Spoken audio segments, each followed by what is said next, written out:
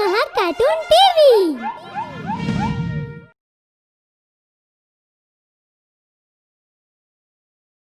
A bandit named Ravan lived in a village named Devgad. That bandit looted people on gunpoint, who would be out on the roads after midnight. His terror was so much that even people from adjacent village were terrified of him. And one day, an old lady was returning to the village with her granddaughter named Simran, who was heading to that same site on a bullock cart. Just when the bullock cart puller said, Listen, Granny, I have already told you, and I'm warning you again. This road isn't safe. A bunch of bandits keep wandering here and loot the travelers. I have nothing so precious that they could loot from me, but you have lot of luggage. I have never feared anything or anyone in my entire life till yet. But if you are scared, then you are free to go from here. What a weird woman you are. I am just warning you that there is a possibility, but you are reluctant to understand. Look, don't teach a lady who's your mother's age. Just keep moving ahead. Granny? Yes, my sweetie. I am scared, Granny. Sweetie, you don't have to be scared. Your granny is here. Don't worry. Just when, all of a sudden, they all could hear a lot of horses approaching them. On listening to which, that bullock cart puller and Simran got scared. See, Granny, didn't I tell you? Oh God, this bandit won't even spare me today. Oh, shut up and keep moving. Let me also see who comes forward to block my way. In just a blink of an eye, they saw a bunch of bandits surrounded them. Listen, oldie, hand us over whatever you have. Who do you think you are? My master? That I will follow all your orders? Forget it. Look, you oldie, do not try to act smart with us. Just quietly hand over everything you have, or else we have other ways as well. Listen, I know all your twisted ways. Now you just shut your mouth and get away from our way. I am giving you last warning now. Just give it to us. Do whatever you want. Please give them whatever they are asking for. Please. Nothing would happen to us, my sweetie. Your granddaughter is smarter than you, oldie. Listen to her and give everything to us. I won't give you even a single penny. Now would you leave from here or not? I guess this oldie is hard of hearing. Do one thing, snatch everything she has, and not just that, take her granddaughter too. Then only she will understand that she not supposed to disobey us.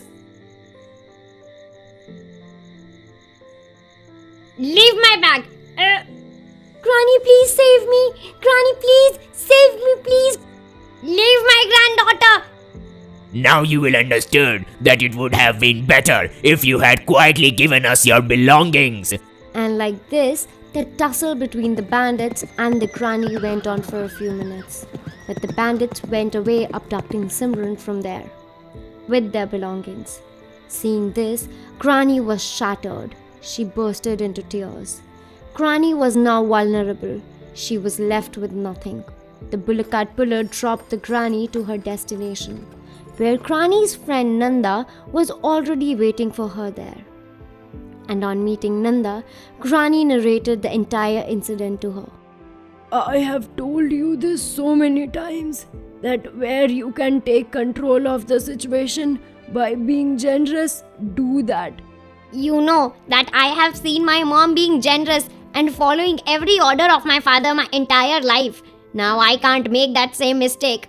Okay, let it all go now. We have to focus on escorting our child back from those bandits. Do you get me? Nanda and Granny unanimously tried to think of an escape plan for their darling granddaughter Simran. And on the other hand, all the bandits took Simran and went inside their cave, where Ravan, their leader, was already waiting for them. And on reaching there, they told Ravan the entire incident that happened with Simran and her granny. On hearing which, Ravan said, I asked you to loot these travelers, not to abduct anyone. But leader, she was speaking way too much. Yeah, so what? Does that mean that you will bring anyone here? She's a juvenile. Go and drop her from where you have got her. Just go from here. But leader! Didn't you hear me? Just do as I say. All the bandits got scared on seeing their leader in so much aggression.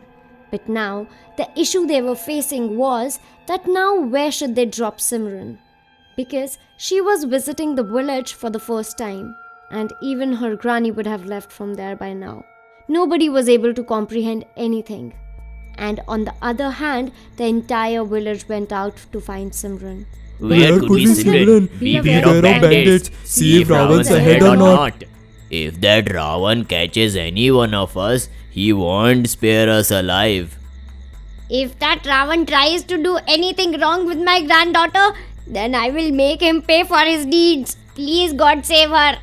Listen, you don't have to get so hyper right now. We will find her. All the villagers headed towards the jungle to find Simran. And on the other hand, Ravan decided that he himself will escort Simran to her granny. After which, he took his rifle and headed towards the village alone. After walking for some time, Ravan's foot met with a stone and his foot started to bleed. On seeing this, Simran got worried. Oh my god, you've lost a lot of blood. Wait. Hey, you! What are you doing? One should seek help when it's needed. On hearing such kind words from Simran's mouth, Ravan's heart melted. But he did not make it evident for Simran to see his soft side.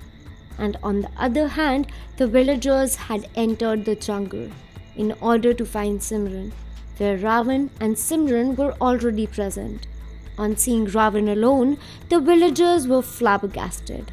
Look, there he is. He's alone. Simran with him. Look at him. We have finally found Simran. It's the first time that we have caught this man all alone. We won't spare him now. Now you see. Yes, you are absolutely right. After which, the villagers surrounded the bandit and started to move towards Ravan. And then, Hey, look, what are you doing? You have to pay for it. Mind that. Just stop it. Stop it. that you don't have to worry about. You just watch out for yourself. You people have dared to abduct my granddaughter. None of us will spare you. Kill him. Kill him. We won't let him live. He has tortured us. Mom, Mohan, you are alive? and you too are alive? I thought you had died in greed that the Lala inflated in the village, and that's why I was so furious that the fury had taken over me. Even I thought that I had lost you in that blaze in the village. And since then, I have been taking care of your last belonging, your daughter, taking her everywhere I go. Is she my daughter? Yes, my child, she is your daughter. Ravan in reality wasn't a bandit. He was basically Simran's father, Mohan, who had got drifted away in a traumatizing incident from his mother and his daughter and his village. On finding out the reality, Ravan bursted into tears. He wasn't able to understand how he should remorse for his wrongdoings. But the villagers, on the other hand, were filled up with anger of the torture that Ravan had been doing on them and were talking about teaching him a lesson. Nanda tried really hard to make the villagers understand, but they were all reluctant. And Ravan said, I want to remorse for my wrongdoing, and hence I have decided that I will return everything I have looted till date. But this cannot be the only way to remorse your deeds, Mohan. You have to work hard to earn their forgivings. And for that, on the coming Dasera, you would have to return all the money to the villagers and have to work for these people. And whatever you get in return to calm your hunger, you have to accept it. And that's the only way you will be able to finish this exile. Listening to this, Mohan accepted their challenge in order to get his family back. And after which, he did exactly what his mother asked him to do. Until Dasera, he ended the arrogant, obnoxious, and the filthy man that resided in him. And as it got dark, the villagers burned the statue of Ravan. And from the very next day, Ravan started a new life as Mohan and lived happily ever after. If you enjoyed this video, do like, share and comment. And to be the first person to watch our videos, make sure to subscribe the channel and press the bell icon for timely notifications.